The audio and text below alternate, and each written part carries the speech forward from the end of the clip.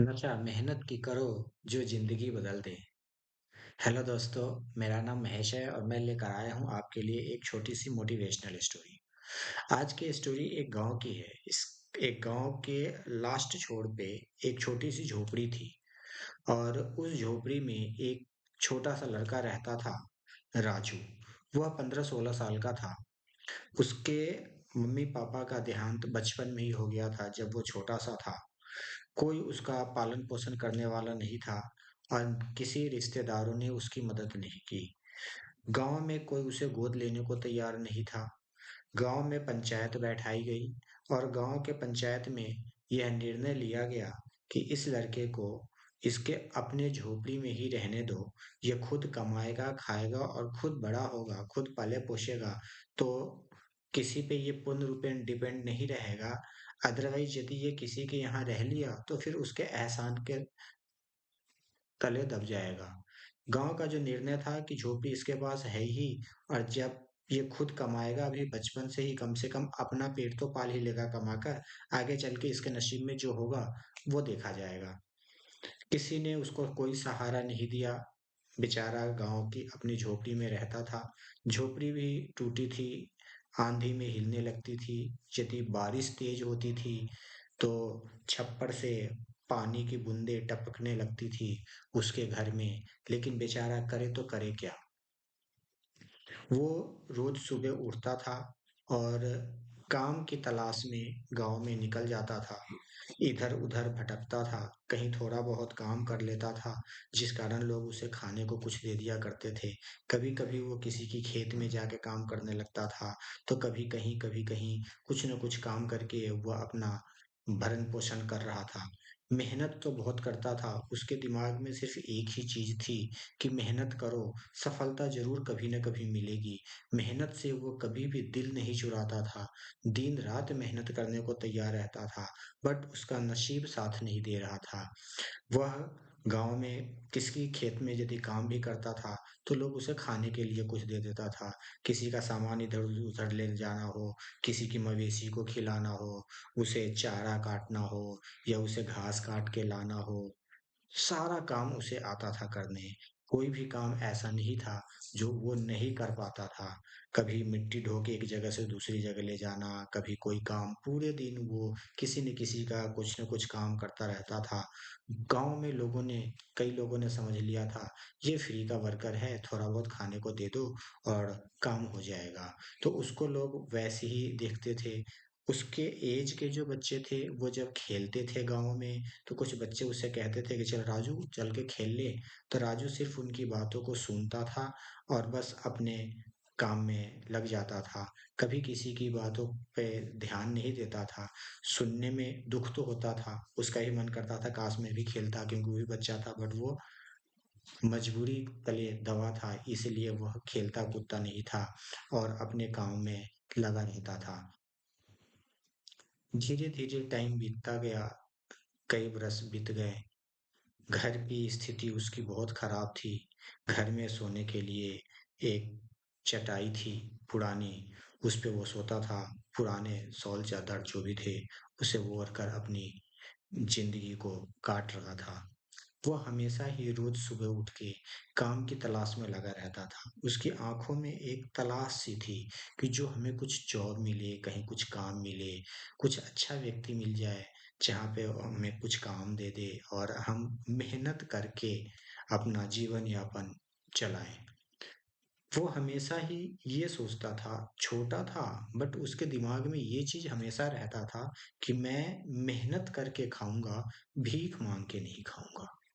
क्योंकि उसे अपने आप पे भरोसा था कि मैं मेहनत करूंगा, मेहनत मजदूरी करूंगा, कभी भी किसी काम से नहीं डरूंगा।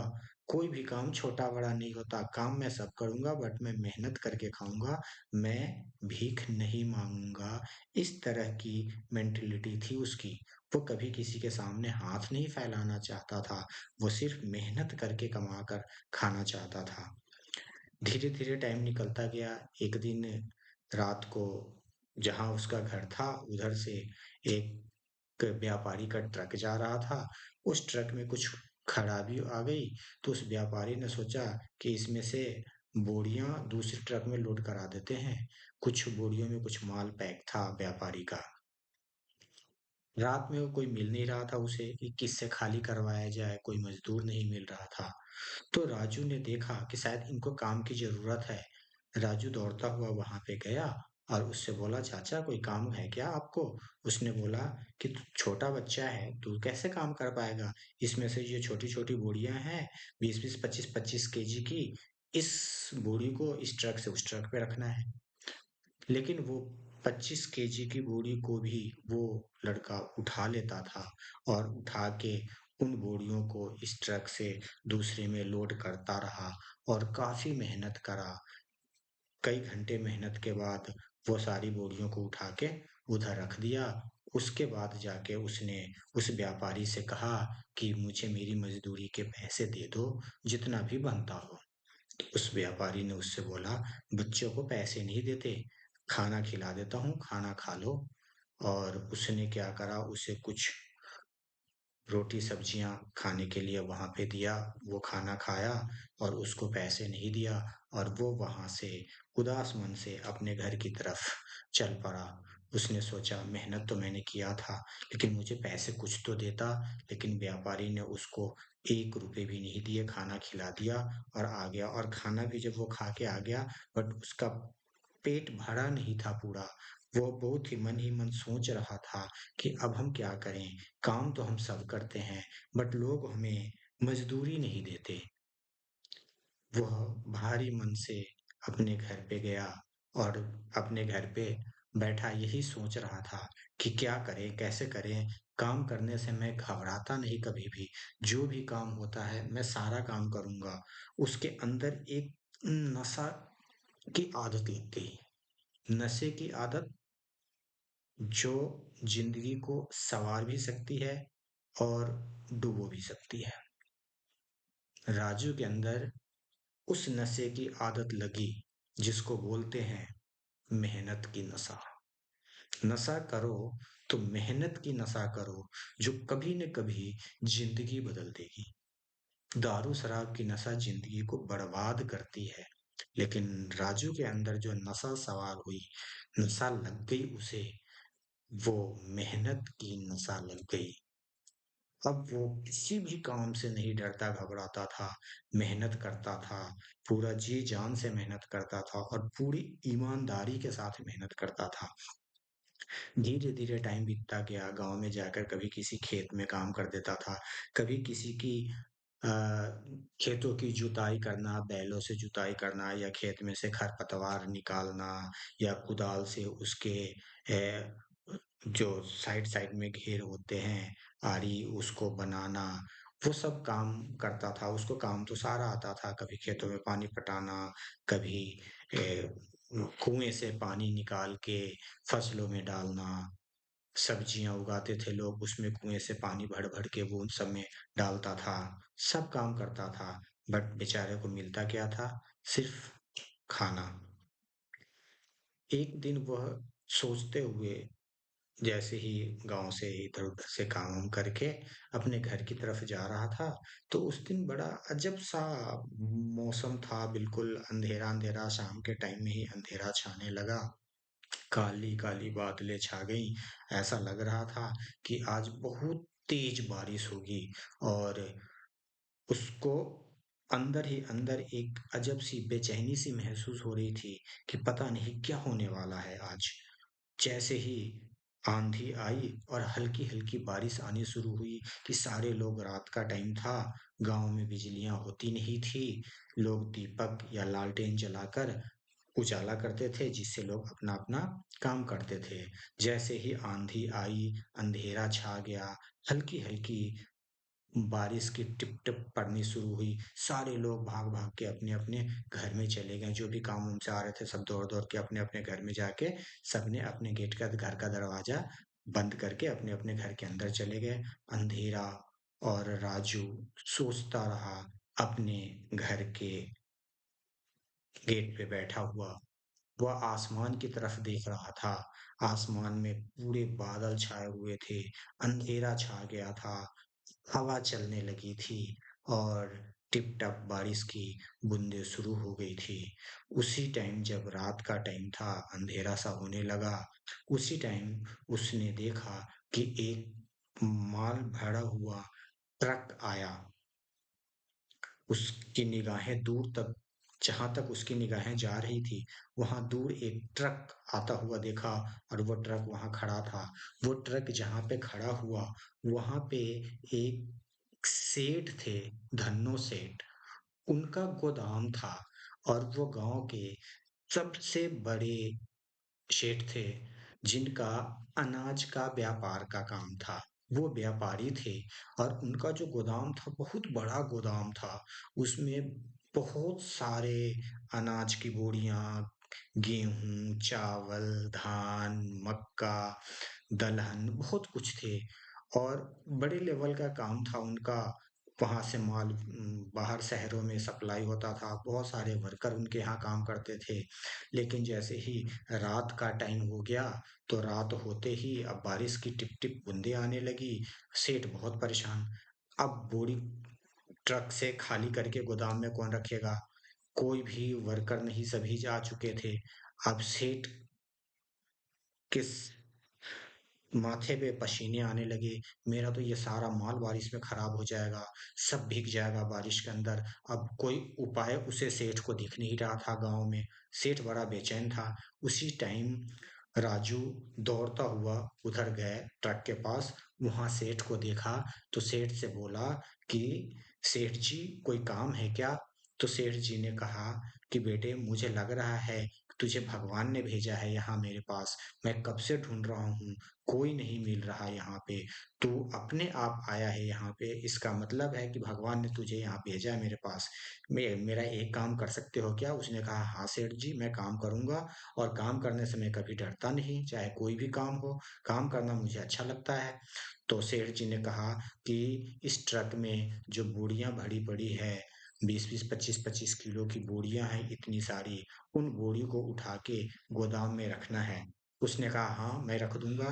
क्योंकि बारिश होने वाली थी, हल्की हल्की बारिश पड़ भी रही थी। वो जल्दी जल्दी काम करना शुरू करा। बोरियों को अपने पीठ पे उठाता और जाके गोदाम में डाल देता। फिर दौड़ के आता, फिर बोरियां उठाता, फिर ले जाके उसको गोदाम में डाल देता था। ऐसे करते करते पूरा ट्रक खाली करने में कम से कम 2.5 से 3 घंटे का टाइम लगा राजू को।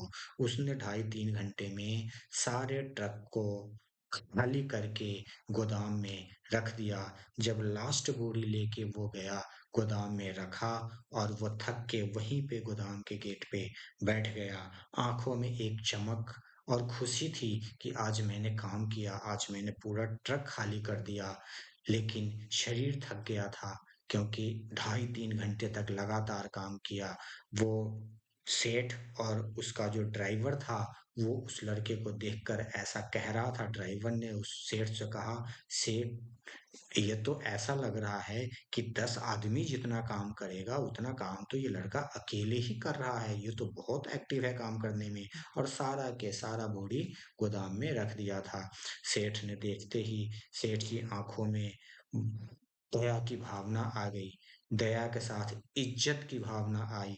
सेठ ने से इज्जत की दृष्टि से देखा, उसको अपने पास बुलाया और बोला, राजू, थैंक यू, धन्यवाद। तुमने हमारा आज लाखों का नुकसान होने से बचा लिया। यदि तुम नहीं होते तो ये सारा बोरी पानी से भीग जाता और उस रात फिर इतनी तेज बारिश हुई, पूरा पानी पानी लग गया। तुम्हारे कारण हमारा ये लाखों का नुकसान बच गया। अब तुम बताओ, तुम्हारी मजदूरी कितनी बनी? मैं तुम्हें तुम्हारी मजदूरी के पैसे दे देता हूँ।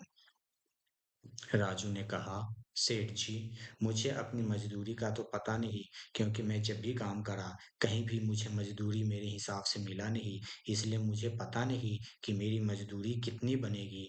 लेकिन आपको पता होगा कि एक ट्रक खाली करने की क्या मजदूरियां बनती है। जो भी मजदूरी मेरा बन रहा हो, वो आप अपने आप मुझे दे दीजिए। मैं खुशी खुशी ले लूंगा। मैं बिल्कुल भी आपको नहीं बोलूंगा कि आपने मेरे को कम दिया। और मुझे जितना मिलेगा उतना में ही मैं संतुष्ट रहूंगा। सेठ ने उसकी तरफ देखा और सेठ ने कहा, यार कैसा लड़का है? राजू ने कहा, सेठ जी, मैं 1 रुपया भी फालतू नहीं लेना चाहता। मेरी जितनी मज़दूरी बने, आप वही देना। सेठ जी ने उस लड़के को अपने गले से लगा लिया और बोला, बेटा, जैसा इंसान मैं ढूँढ रहा था, वैसा आज ऊपर वाले ने मुझे दिला दिया। तू मिल गया ऐसा, ये तेरी मजदूरी बनती है जो ट्रक खाली करने के मैं औरों को देता हूँ। वो पैसे उसे दिया और बोला कि तू एक काम करेगा। उसने बोला कि हाँ सेठ जी, आप बताओ क्या करना है। सेठ जी ने कहा, तुम ऐसा करो, ये मेरा गोदाम है और रोज सुबह ड्यूटी आ जाया करो। कल से तुम्हारी ड्यूटी हमारे गोदाम पे लग गई। मैं तुम्हें नौकरी पे रखता हूँ। तुम हमारे गोदाम पे आके काम करो और मैं तुम्हें सैलरी दूंगा, तनख्वाह दूंगा पूरे महीने के एंड में। वो बहुत खुश हुआ।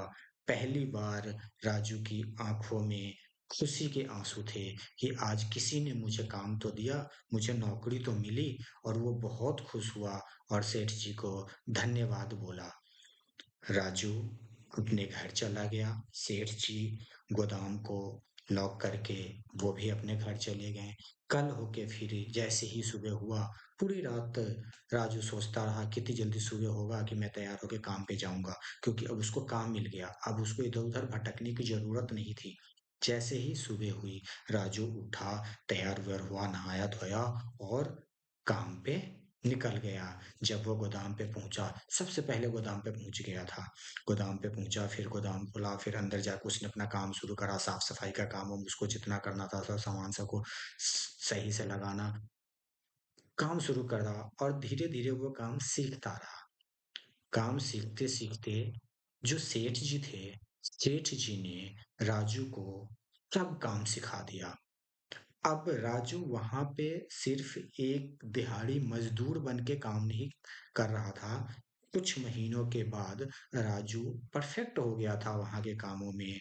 जैसे कोई माल आता है, ट्रक आता है, तो उनकी सारी बोरियों की गिनती का हिसाब रखना, कितने मजदूरों ने काम किया, मजदूरी का हिसाब रखना, मजदूरों को पैसे किसके कितने बन रहे हैं उसका हिसाब रखना, उसको पैसे दिल देना, सभी सामान को सुसज्जित तरीके से लगवाना, हर चीज का हिसाब किताब रखना, किससे कौन सा काम करवाना है, किसको कौन सा काम देना है, कौन से वर्कर को रखना है, क्या करना है, सारा हिसाब किताब राजू के हाथ में आ गया। एक तरह से वो राजू अब सेठ का दाहिना हाथ बन चुका था। जैसे ही वो काम करता गया, कुछ महीनों के बाद सेठ को ऐसा लगा कि जो तनख्वाह मैं राजू को दे रहा हूँ, इसमें हमें कुछ इसकी सैलरी बढ़ा देनी चाहिए। और बिना सेठ सेठ ने बिना राजू के कहे ही उसकी सैलरी बढ़ा दी।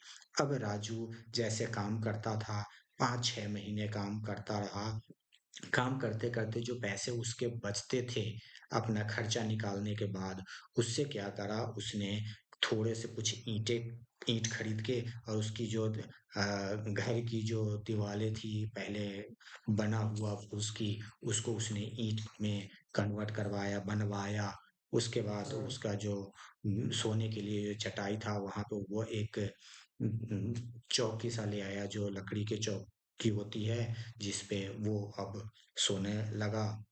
उसने अपना बिस्तर ले आया। पहले उसके फूस के जो घर का जो छप्पर था, जो पानी टपकता था, उसने उसको हटवा के एल्वेस्टस डलवा लिया, जिससे कि पानी अंदर ना टपके। और गांव के लोग जब देखता था तो गांव के लोगों को बड़ा आश्चर्य होता था। गांव का लोग कहते थे, अच्छा ये वही राजू है ना जो पहले काम के लिए दर दर भटकता था, एक एक रोटी के लिए बेचारा भटकता था, जिसकी कोई इज्जत नहीं करता था, सभी इसे भला बुरा कहते थे।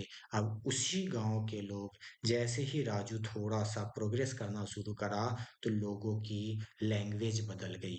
जब लोग उसे पहले बुरी निगाहों से देखते थे, लोग उसे बदतमीजी से बात करते थे, अब वही लोग उन्हें राजू भाई कहने लगे।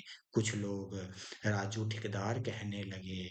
कुछ लोग, मतलब इतनी इज्जत से लोग उससे बात करने लगे, जैसे आते समय कोई गांव का लोग आ रहा है, बोले, "है रजुआ कहाँ है?" उल्टे सीधे तरीके से बोलते हुए आके बोले, "राजू भाई।" इज्जत से बात करने लगे। वक्त बदलते देर नहीं लगती। वक्त कब बदल जाए वो कोई नहीं जानता। एक छोटा-सा राजू जिसको गाँव में कोई वैल्यू नहीं थी, आज जब वो बड़ा हो गया है, उसने अपनी मेहनत से अपने लाइफ़ को आगे बढ़ाया है।